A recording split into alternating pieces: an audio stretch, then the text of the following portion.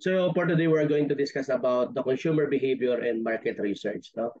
So upon completion of the course or this module, no, students will possess a thorough comprehensions of consumer behavior theories and methodology employed in market research. No? So a student should possess the necessary competences, no, to proficiently develop, execute, and evaluate research that is centered on consumer. Furthermore, a student should be able to strategically utilize the insights, no, derived from from such research in the context of marketing and commercial decision making. So the objectives, no, of this topic is to gain insights into the psychological and emotional factors that drive consumers' decision making, as I mentioned. To learn how to segment consumer based on demographics, psychographics, and behaviors, and understand the importance of targeting specific segments. No, we could explore, of course, the stages of the consumer purchase process, from problem recognition to post-purchase evaluation. The student also understand how cultural norms, social influences, and reference group impact consumer behavior, and study how consumer perceive and interpret marketing stimuli, including products, advertisement, and brands. And to become familiar with various models that explain consumer decision-making processes, such as the cognitive, affective, and behavioral approaches. Learn, of course, to design effective market research studies, including defining research objectives, selecting methods in designing questionnaires. You can explore qualitative and quantitative data collections, methods such as survey, focus groups, interviews, and observational research. Understand the principles of sampling and gain proficiency in analyzing research data using statistical tools, and techniques, and develop skills to conduct market segmentations, research, and identify viable target segments. Learn how to gather insights of consumer perception of our brands and products and evaluate their preferences. So develop the ability to interpret consumer insights to inform marketing strategies, product development, and communication approaches. And of course, understand the ethical responsibilities of conducting consumer research, including obtaining informed consent and ensuring participant privacy. Okay, we can explore methods for handling sensitive consumer data with confidentiality and respect for privacy. Learn how to apply for handling sensitive consumer data, okay, and apply consumer behavior insights and market research findings to make informed marketing decisions. Understand how consumer insights guide the development of new products that resonate now with targeted audience, and explore how consumer behavior insights from effective communication strategies and message positioning, and develop the ability to track market trends through research and adapt marketing strategy accordingly. The study of a customer behavior holds a significant importance in the field of marketing, as consumers serve as the fundamental basis for an organization achievements. And it is imperative for businesses to possess a comprehensive understanding of client habits in order to effectively cater to their demands and generate substantial income. According to empirical data, a significant majority of customers, specifically 70%, hold the assumption that firms possess a comprehensive understanding of their individual wants and expectations. However, a customer behavior encompasses a broader range of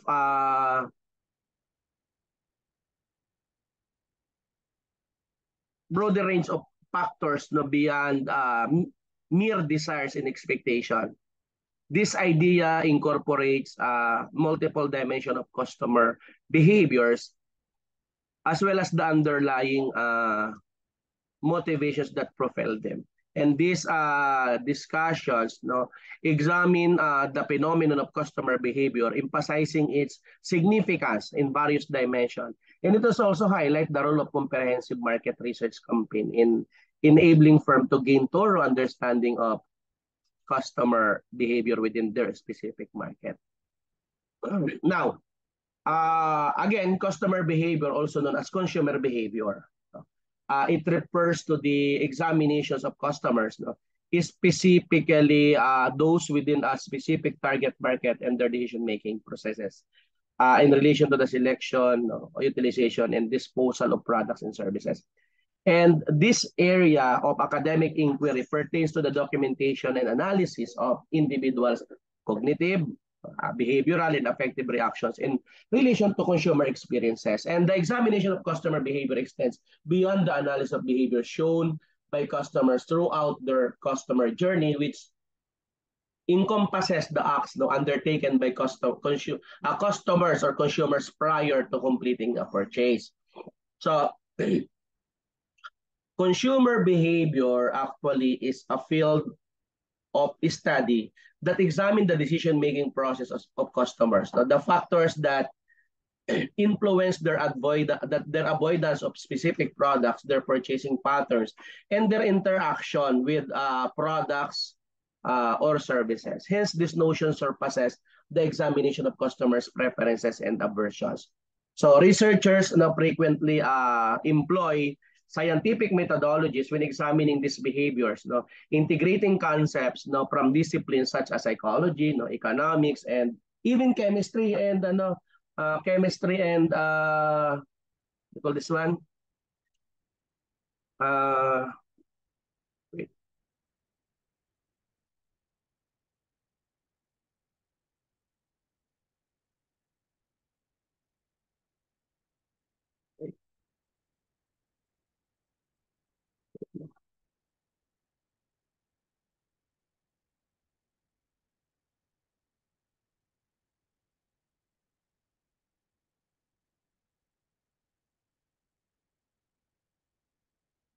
Ready na ba yung presenter?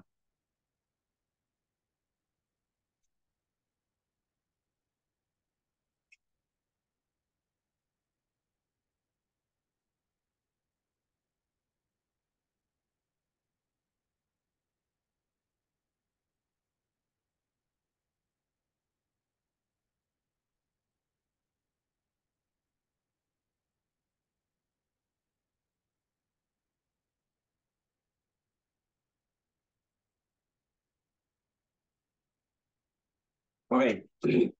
So,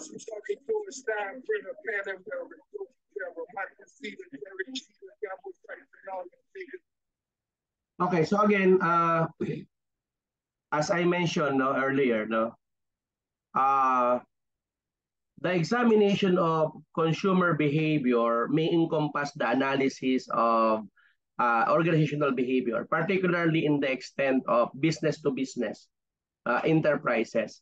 Nevertheless, it is worth not noting that business to consumer enterprise can also engage in the examination of other companies as a means of doing competitive analysis. So consumer behavior refers to the scholarly examination of the decision-making processes and actions undertaken by individuals and organizations in the context of product and service selection and utilization. And the primary focus of this exam study pertains to the field of psychology, motives, and behavior. Okay, so may I request the presenter kung ready na siya. Go ahead.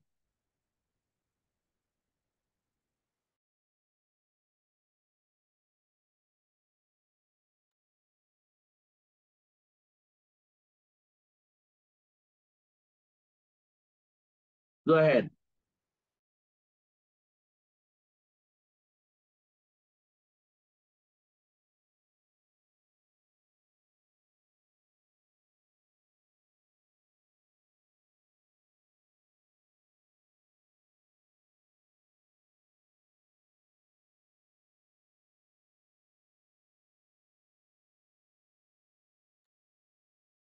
Go ahead, ma'am.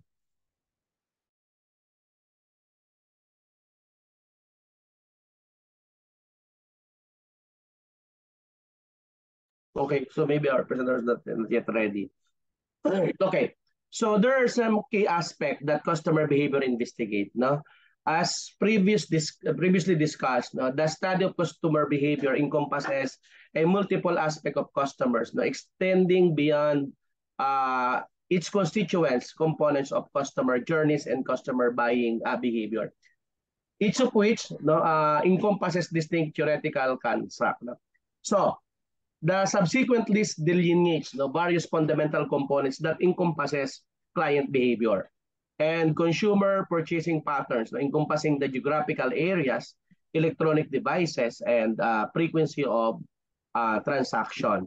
And this study examined the impact of social trends and background variables on consumer purchasing behavior, specifically focusing on the elements that motivate or deter customer from making purchase.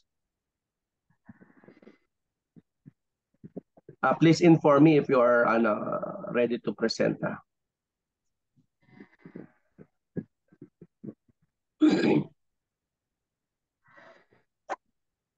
Okay, then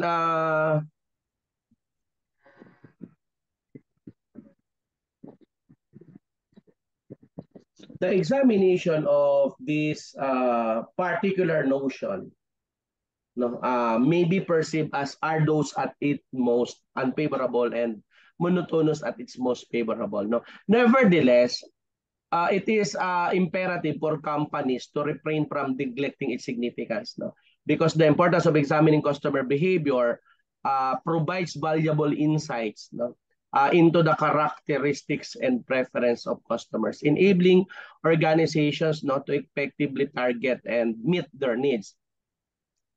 Because gaining insights no, into customer behavior enables organizations to effectively modify and enhance their marketing efforts, no, sales promotion, customer support, and other related aspects. Significantly, it enables firms not to exert a more effective influence on their customers. Furthermore, through comprehending the decision-making process of clients, their patterns of product consumptions, and the manner in which they dispose of things, no, enterprises can effectively pinpoint any shortcomings in the products and then introduce new novel solutions. No? So the examination of consumer behavior contributes to addressing product-related concerns, including customer development and product satisfaction. Hence, organizations have the opportunity to analyze it in order to identify deficiencies and weaknesses in current products, thereby enhancing them. Alternatively, organizations have the options to develop products with alternative characteristics or introduce entirely new products in order to attain a competitive edge. So, the examination of consumer behavior provides marketers with the opportunity to enhance the effectiveness of their product presentation. So, enabling them to achieve optimal impact. No? In this manner, a consumer will exhibit a greater inclination to engage with a firm regardless of whether they have been acquainted with it or for an extended period or have lately been aware of its existence. No? Increased consumer engagement with a firm leads to heightened exposure to marketing and advertising communication. Hence, exerting influence on their purchasing decisions no, by actively interacting with a company such as consuming their material or exploring their products and services. Customer establish no, a mental association with the company, thereby enhancing brand recognition. No? So in general sense, it is advantageous for customers to maintain a subconscious awareness of firms. No?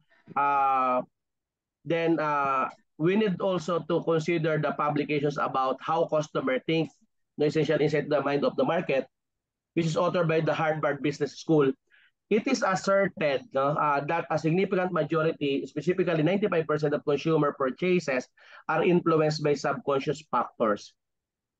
So the analysis of consumer behavior facilitates enhanced understanding of client preferences, enabling firms to optimize and optimize their marketing strategies no, and foster long-term customer loyalty. Ready na ba ang presenter? Hi, sir. Good Good Go ahead. morning.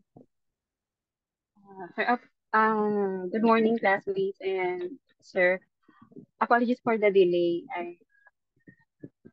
I would like to tackle about the consumer behavior first.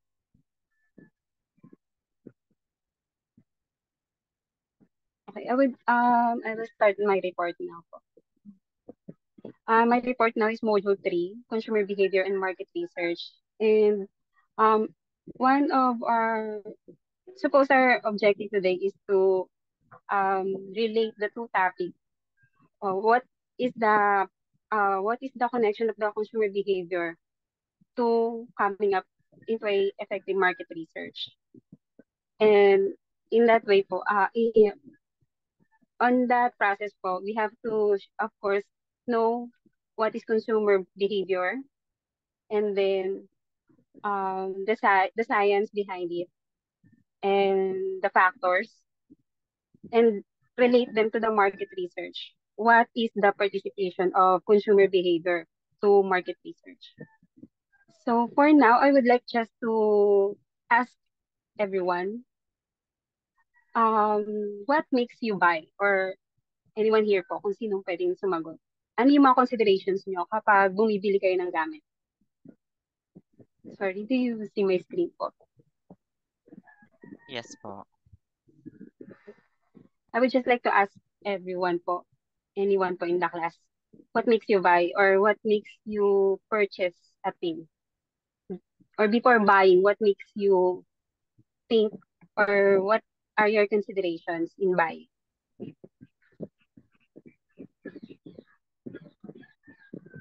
Anyone po in the class?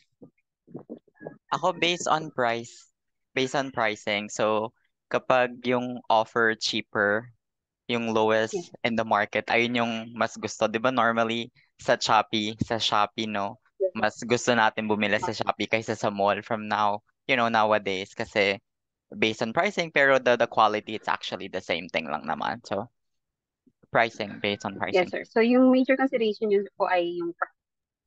Yes. Thank you, Sir Jo Marie. Anyone here po? Ako po, Sorry. Tibet. Sa akin naman po, Yes, sir. lagi yung kailangan ko talaga. So regardless kung magkano yung presyo. Pero yung sa akin kasi, though medyo mahal, tinitignan ko pa rin yung mga ratings ng previous customers. Kaya nga sabi ni Sir Jo Marie, mostly Shopee. So yung mga hindi nakikita sa mall, tinitignan ko Shopee. Tapos, ang basis ko lagi, yung customer reviews. Okay. So, yung needs nyo muna and then price. Needs and then, Price. needs and then yung reviews. That's an online shopping, sir. Ma'am. Opo. Tama. Pag sa online. Thank you, ma'am. Anyone pa po? Ako po, ma'am.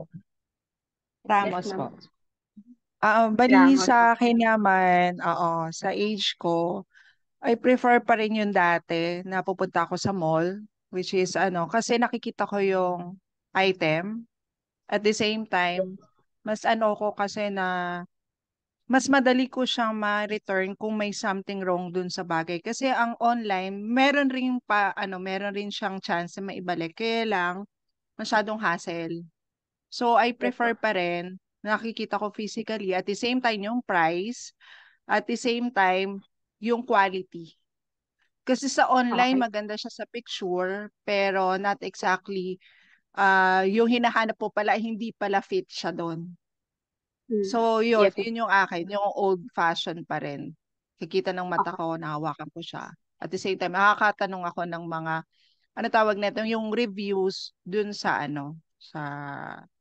yung nakagamit na or dun sa sales lady regarding dun sa product. Yun lang po. Salamat. Yes, ma'am. Ma'am, follow-up question lang po. Ano kayo ni ma'am? May family na po kayo? Tama. Opo. Family na po. May family. You are the major cost, kayo po yung nag-handle ng mga pagdating sa groceries? Ah, Yun po kaya yes. yung Oo, ako. Kasi housewife ako, plain housewife. So talagang ako lahat. Kaya talagang kung sa ano ba sigurista ako, hindi po pwedeng kung sa ano, ay nagkamali ako, okay na yan, tapon na. Siyempre kasi budget eh.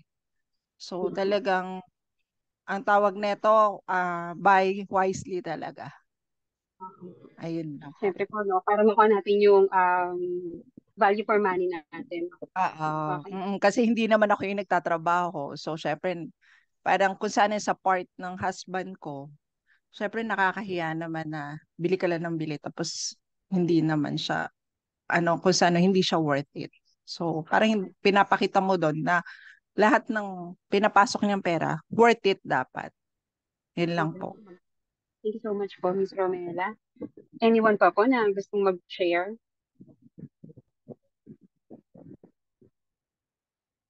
Okay po. So, yun na siguro yun. No? Yun lang. Sa narinig po natin, no, iba-iba yung considerations natin when it comes to buying or purchasing.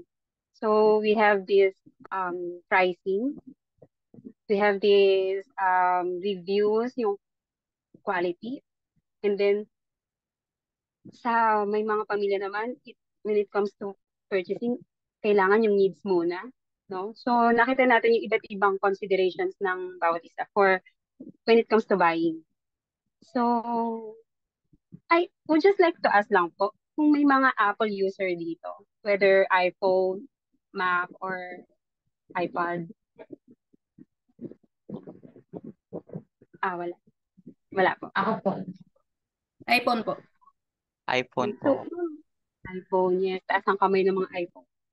And then, ma'am, what makes you buy nung iPhone? Gusto ko lang malaman po. Kasi di ba, with the price, Sa akin, for my opinion, kasi since nagsa-side hustle ako ng makeup, like sa mga kasal, then sa mga debut, and then sa mga graduation. So, sa akin, kaya ako nag-buy ng iPhone for my investment dun sa camera. When it comes dun sa camera kasi, iPhone is the best. So, okay. ayun Anyone, yung, yun yung major consideration niyo po in buying iPhone, the camera.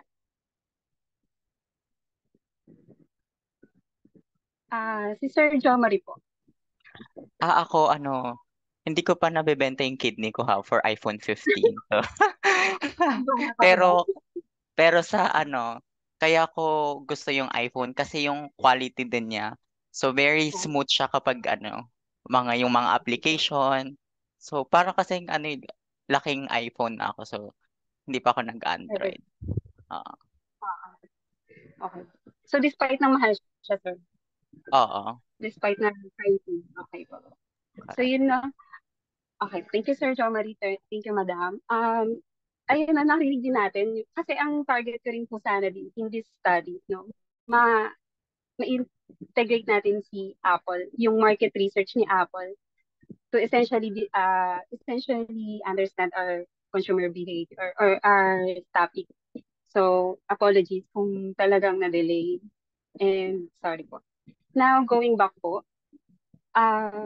syempre bago natin i-discuss deeper yung topic natin, I would just like to differentiate muna yung consumer and customer. Though they are used interchangeably when it comes to consumer behavior. Pero I would like just to, the difference between them. So when we say customer or consumer, this is the end user of the product or the service. So, sila yung nagko-consume ng product. Not necessarily na sila yung bumibili, pero sila yung consumer. Like for example, may nanay or may anak siya, no, na baby. So, pag bibili siya, when it comes to milk, iisipin niya kung ano yung mga, katulad ng kay Miss Romela, kung ano yung check niya yung labels. So, in that case po, si consumer ay yung anak. Pero si mother yung customer. Na guess niyo po ba yung ano? So, si customer, pwedeng siya yung bumibili ng product or not necessarily bumibili, pero siya yung bumibili ng product but necessarily gumagamit. So for example, dun sa situation natin kanina, si mother yung customer and then si anak yung consumer. Although si consumer, pwede rin siyang maging customer. But si customer, hindi siya necessarily na siya yung consumer. Sana nagets po natin yung difference. Okay. Another one, si consumer kasi, not necessarily nga na siya yung bumibili. Pero si customer, siya yung bumibili, pero not necessarily siya yung gumagamit, pero pwede niyang i-resell. So, ito yung pwede natin i-categorize na reseller na customer. Yun lang po. And then, next is consumer behavior. So, let's define now the consumer behavior. So, there are authors that discuss this consumer behavior. So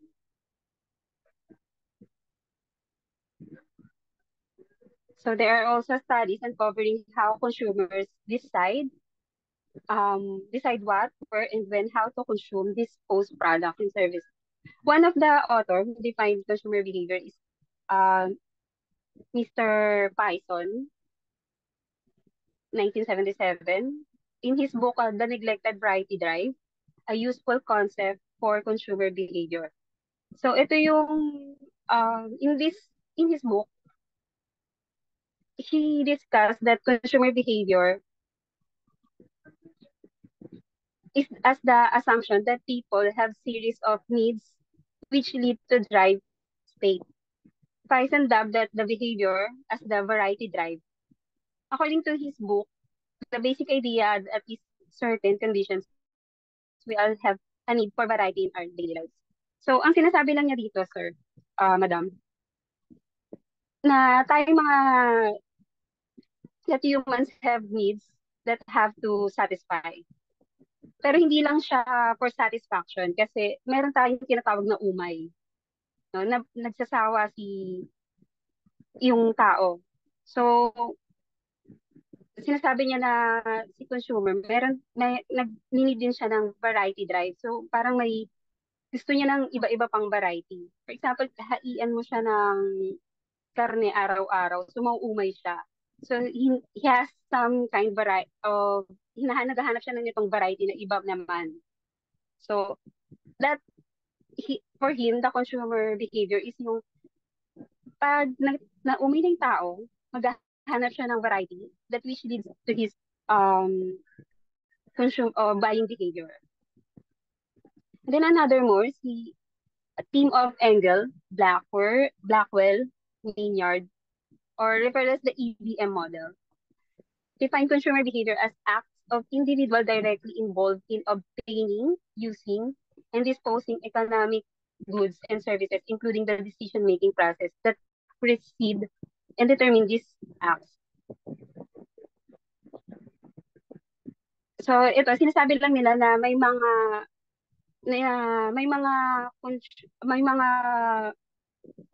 decision making yung tao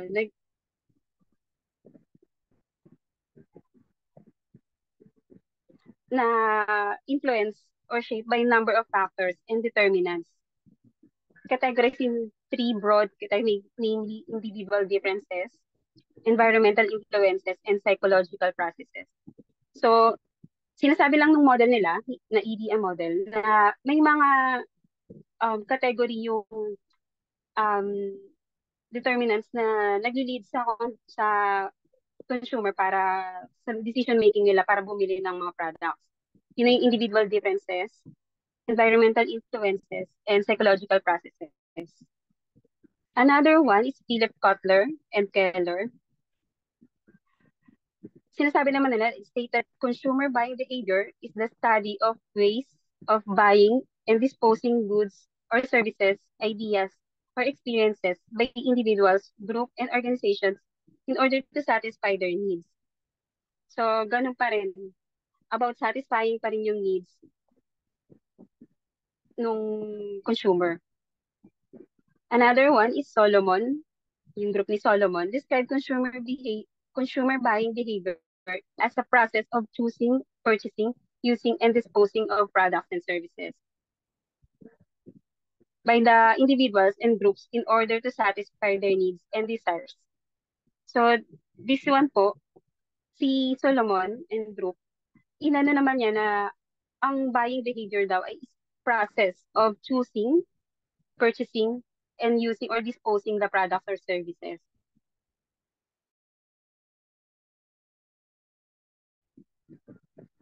So, yung mga definition nila, though nagva-vary, so based on their studies, meron silang common ground na needs and satisfying or satisfaction.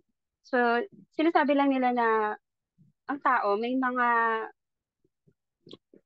needs na kailangan masatisfy na kailangan masatisfy. So, kung paano, kailan, at ano yun yung isang part ng consumer behavior. So, doon naman tayo sa factors affecting consumer behavior. Kanina, nung sa discussion nung tinanong ko kayo, di ba? We all have these considerations kung ano yung binibili natin or kung paano tayo binibili, kung ano yung mga tinitingnan natin. So, meron dyan about the price or needs muna. May series ng decision making. So, dito sa mga factors, malalaman natin kung ano yung mga pwedeng nag-i-influence sa mga consumer para bumili. So, ito yun. First one is the psychological factors. Apologies, classmate, hindi ko na siya na-include sa slides. Pero I hope you are taking down notes. Okay po. We'll proceed po. First major factors po is the psychological. One of the definition given by Engel is the human psychology is an integral aspect that influences consumer behavior. One of these integral psychological factors driving the consumer behaviors are motivation, perception, learning, and attitudes and beliefs. So dito sa psychological factors, yung motivation ng tao or perception, learning, and attitudes and beliefs niya ay may influence sa kung paano siya sa kanyang buying behavior. Let's say, motivation, sige sabihin, ako, pag bibili ako, kailangan, ano ba yung makakapag-motivate sa akin para bumili? Let's say, sira na yung gamit. So, kailangan na siyang palitan. So, yung motivation ko na to replace the product. So, yun yung magpapalit sa akin para bumili na. So, perception and learning, like kanina sa example sa sinabi ni Miss Romela, no? Na iba pa rin siya yung makakakuha or makakatingin or yung physically nakikita niya yung product. There's nothing wrong about online shopping, no? Lalo na kung let's say maganda rin yung reviews, we can count on that po. But yung benefit, yung sa kanya, gusto niya yung nahawakan niya yung product. Nakikita niya, para right away, nakikita niya kung may damage ba or maganda ba talaga. Kasi yung hassle din daw ng pag-return ay medyo, di ba, hassle din. So, attitudes and beliefs. So, ito naman yung mga paniniwala natin. Sir, na nakaka-affect sa, let's say, beliefs. Ano ba yung mga bagay na binibili natin dahil pininiwalaan natin na kailangan? So, yun yung mga nag-lead sa atin to buy or sa mga consumer to buy. Kadalasan, these factors root from the consumer's psychological influences from acquired information. So, ito, hindi lang naman siya dahil naisip lang natin. So, this one, nagkaroon tayo ng ano dito, ng learning or ng information why we have to that leads us to buying certain products. So more on, yeah. Another factor is social factors.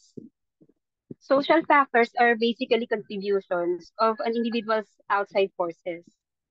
The consuming behavior are influenced by their family, reference groups, and even individuals' role and status. So ito, when we say social, it is the outside, ano na natin, outside, it's not within us, hindi siya, but the influence of our family or ng grupo natin, or even individuals' role and status. For example, yung mga binibili natin, di ba kadalasan tayo, pag bumibili tayo, pag may nakita tayong ads kahit sa Facebook na mag-review sila na maganda, na this is effective and everything, di ba? Uy, parang maganda to why not try? So, yung ganun influence from outside, yung nag-lead sa atin to purchase a product. Or reference groups. Sabihin natin yung mga kaibigan natin, no? Yung mga, for example, pag nag-introduce sila ng new, let's say yung office mates natin, may magandang damit. Uy, saan mo binili yan? So, and then recommendations, and then after that series of recommendation or pamimili, nabubudol tayo, and then we tend to buy. So, yung mga ganong factors yung sinasabi natin sa social. Even then the role and status. Let's say, medyo mataas yung status mo sa buhay or let's say may position ka sa company or may and then syempre hindi ka nabibili yung thinking mo. Tapos yung nasa paligid mo din, mga high person din. So, yung influence nila sa'yo, makaka-affect din sa consumer behavior mo or sa buying behavior mo. So, yun lang yung sinasabi sa social factors. Another is cultural factors. Cultural factors and influences shaped by the consumer's values, beliefs, and ideologies that exist in the community the consumer belongs to. For example, consumers are consciously or subconsciously driven by culture of the community they are in.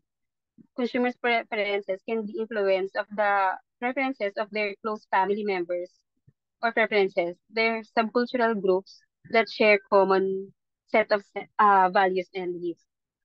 Let's say, anak, belong ko sa isang community na nag-share kayo ng common interest.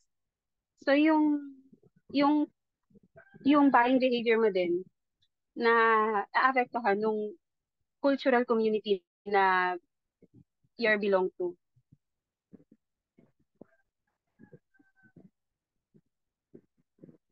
Let's say, actually, dito sa cultural, yung social class na tinatawag natin, may effect din sa buying behavior natin. Say, di ba may tinatawag tayo social class na A, B, C, D, E. So, yung buying behavior natin, nakadepende rin sometimes or influence din sometimes ng mga ganong factors. Let's say sa residence location. So pag nakatira ka sa isang high-end or executive village, siyempre yung automatic, ang understanding natin is kumikita ito ng malaki. So yung buying behavior nila, medyo let's say may kaya, ganun. And then, iba rin naman kapag yung buying behavior mo, yung location mo sa let's say, in a normal or average community, iba rin yung buying behavior nila. So, may certain products din, may certain services na parang common sa kanila. Another one is personal factors. Personal factors include consumers' age, income, occupation, and lifestyle. So ito na yung about sa atin na to, yung let's say age. So kanina may sinabi si Miss about age na pagbibili siya. So and then income. So, syempre yung buying behavior natin, nakadepende rin minsan sa income natin. Ano lang ba yung kaya at ano yung um, um, pwede pa. Gano'n. And then occupation. So minsan yung kung doktor ka or edit or kahit anong ano mo, syempre iba din yung set ng buying behavior nila or ano yung mga products na binibili nila. And then lifestyle. So, kung medyo, ano yung lifestyle na mini-maintain mo? Diba? Ano yung uri ng lifestyle na meron ka? And that also contributes sa personal factors ng consumer behavior mo. Another one is economic factors. The purchasing quirks and decisions of the consumer largely rely upon the market or nation's economic circumstances. A strong and healthy brings purchasing confidence while a weak economy reveals a strained market. So ito na yung sinasabi natin yung economic factors na syempre yung presyo, 'di ba? Yung ngayon ang hirap nang bumili ng kahit basic needs dahil sobrang taas. So may influence din yun sa buying behavior ng consumer. So, actually, may mga consumer behavior models din that was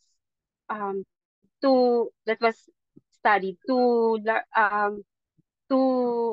still discuss kung paano bumili din yung mga tao or yung consumer behavior. So, there are several consumer behavior models that extensively discuss the decision making of consumers when it comes to purchasing products and services. So, ito yung, when we say the consumer behavior model, ito yung mga theoretical frameworks that explain how customers make their purchasing decision.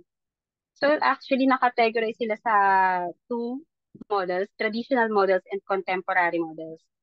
So, sa traditional models, we have the learning model, psychoanalytical model, sociological model, economic model. So first, let's discuss the learning model. According to this model, buyer behavior responds to the desire to satisfy the basic needs required for survival, like food and learn needs that arise from life experiences, like fear or guilt. So, dito sa learn model, actually, inano nila to kay Maslow hierarchy of needs. So, when we say yung physiological model, ito yung mga basic needs natin. And then, kung alam niyo, kung aware kayo dun sa level nung Abraham Maslow hierarchy of needs, which is first yung physiological needs, then safety needs, love and belonging, esteem, and then yung top part niya is the self-actualization. So, sa nasabi lang nung learning model, na yung tao, inuuna nilang masatisfy yung physiological needs nila, which is yung mga basic needs.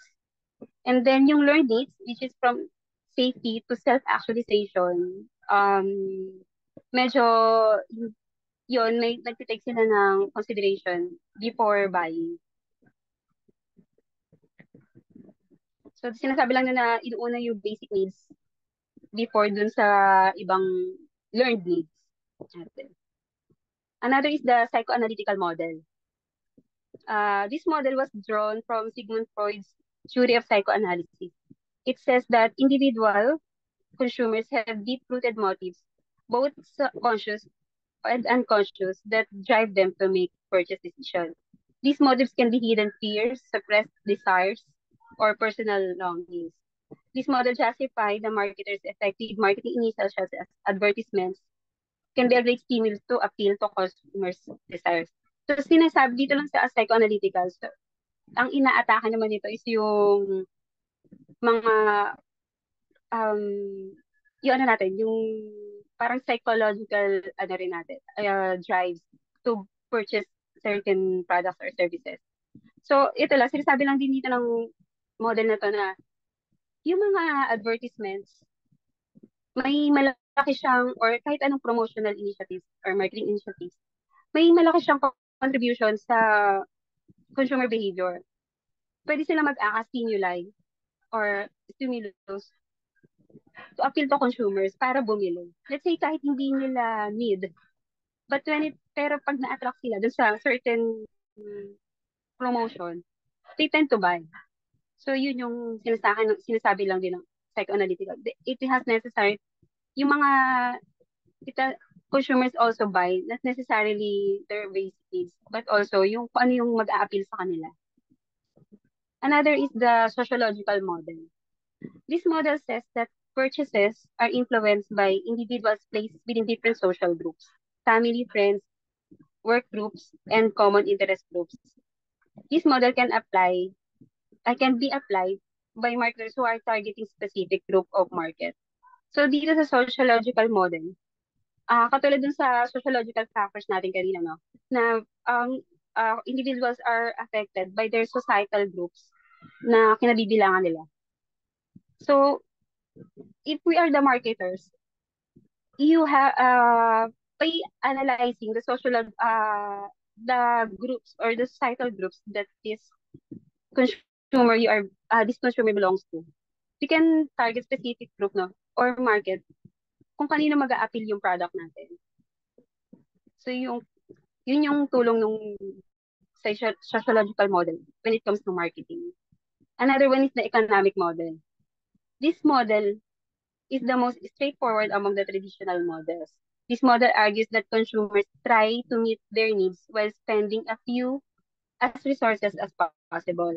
This model suggests that consumers may have other reasons for purchasing products or services aside from price and personal resources.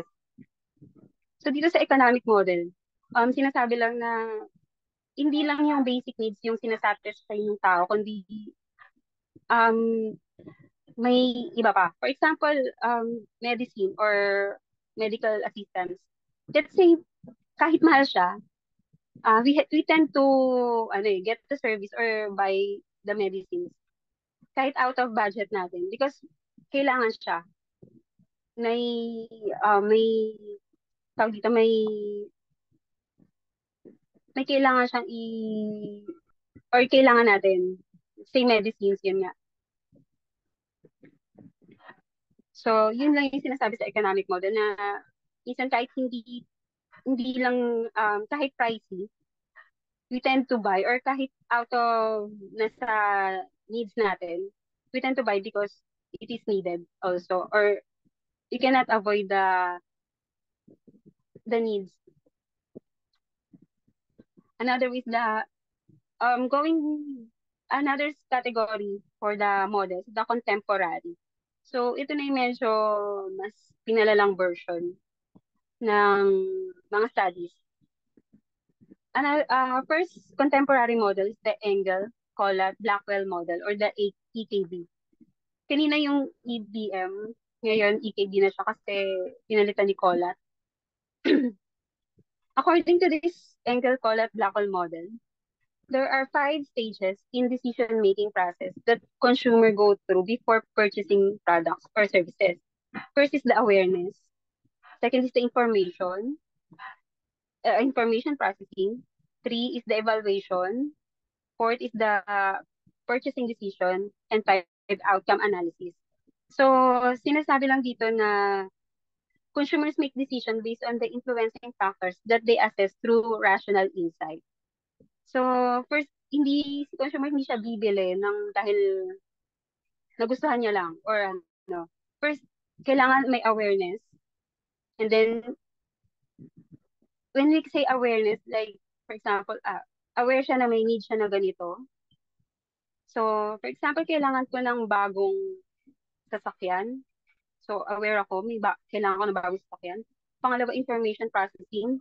So, bago ako bibili, tatry ko muna mag-gather ng information. So, hindi ako basta right away kung ano yung makita ko. So, mag-try ako mag-gather ng information. And then from that information, I will try to evaluate. Ano yung from that information, no, kukunin ko kung ano um, yung evaluation ko tungkol doon sa product. Then fourth is the purchasing decision na. So, once I evaluate, and then ano na ako, nag-come up na ako nag-decide na ako na this is the one. Now, this is the purchasing decision naman.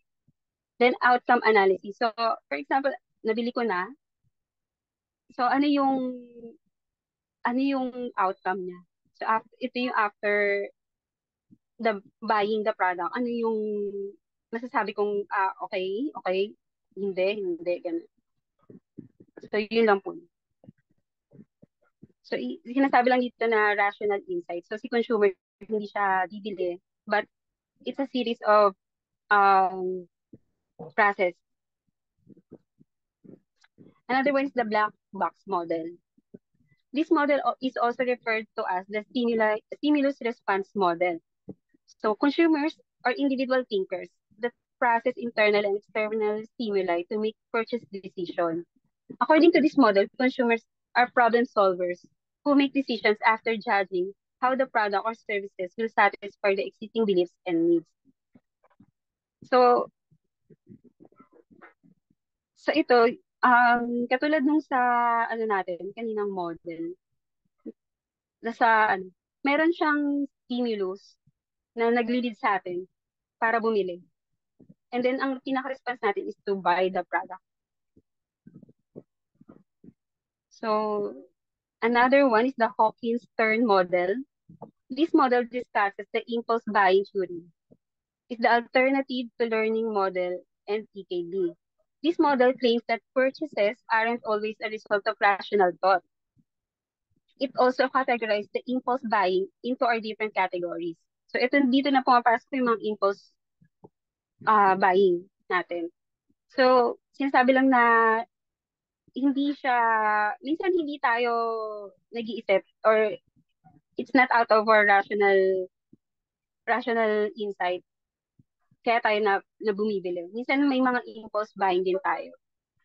So, may mga categories ng impulse buying natin. Like escape purchase. The pure impulse buying. So, ito yung and then another is the reminder purchase, which is a consumer makes a reminder impulse purchase when they come across through in-store set. For example, may kailangan tayo na not necessarily kailangan agad palitan or kailangan agad bilhin. But when we come across to the mall or tapos may nakapagpaalala sa atin. So we tend to buy. Ay, kailangan ko nito pala. So, yun yung type ng impulse buying. Another one is the suggested purchase. This occurs when a consumer is made aware of a product after recommendation from an in-store salesperson or other promotional initiatives. So ito na yung pag naglalakad tayo sa mall, no? Tapos ang daming humaharang sa atin na mga try this, ganyan, or minsan nahahatak tayo nun. And parang yung mabubulaklak nilang or yung mga promotional ideas nila, pag sinabi nila sa'yo na parang nakakainganyo talaga. So, yun yung tinatawag natin suggested purchase. So, yun, kahit hindi naman natin siya kailangan, pero na-convince tayo nung salesperson, we tend to buy. Yun. Another one is the Howard Chef model. Howard Chef model posits that the buyer's journey is highly rational and methodical decision-making process. In this model, the consumers put on a problem-solving hat every step of the way, with different influencing variables. The model discusses the three successive levels of decision-making. Like, first, it's the extensive, limited problem-solving, and habitual response. So yun, sinabi din dito na process din siya at may method din yung decision-making ng Howard Set model. So sa extensive problem solving, customer know nothing about the product they're seeking or brands that are available to them. They're in active problem-solving mode to find a suitable product. So, katulad din ng kanina, no? Para, wala tayong idea. Si consumer wala siyang idea kung ano talaga yung una niya, kung ano yung bibili niya. Wala siyang preferred. Pero, may isa lang yung alam niya na kailangan niyang bumili. Then the next level is limited problem solving, where customers already have more information. They slow down and begin compare their choices. Katulad dun sa process kanina ni Enkel, no, ng EKD, na ito, hindi, pag sa limited problem solving, pag nakakuha na siya ng information, so nagtatry na siyang mag-compare. Then lastly, habitual response behavior level. Customers are fully aware of the all choices they have, know which brands they prefer, and will surely choose it every time they make purchase. So once na nakita na nila yung product na gusto nila or yung nag-satisfy na sa kanila, yung habitual response behavior, ito na yung mag-lead sa kanila na para bilhin lagi yung product na yun or choose over any other product. However, these levels are also affected several stimuli during the process, like the inputs, the perceptual and learning construct, and outputs. So may mga variables din na makakapagpa-vary sa kanya dun sa to buy the product or services. So there are several consumer behaviors models that tackles the different process that affects consumers' decision making in buying products or services.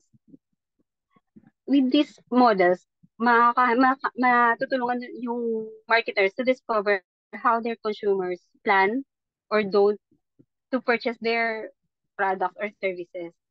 So overall, consumers will inform your strategy that help you create a tailored experience to speak to their buyer behavior and leave them feeling satisfied after every purchase. So once na nakita mo yung buying habits ng consumer mo, makakagawa ka ng magandang marketing strategy or para mas maging effective yung appeal ng product mo or services. So, yun lang din naman importance. Sir, yes, for now, sir, this is only I can tackle the consumer behavior. Okay, so next meeting we have a quiz, chapter 1, 10 and 2. Then next meeting will be the continuation of your presentation. Okay? Sir, thank you so much. Okay, so again, next meeting on Saturday, I'll just send to you the questions and send it. Of course, your answer must be uploaded in our Google Drive, no? And next week will be the continuation of this chapter. Okay? So may please remove the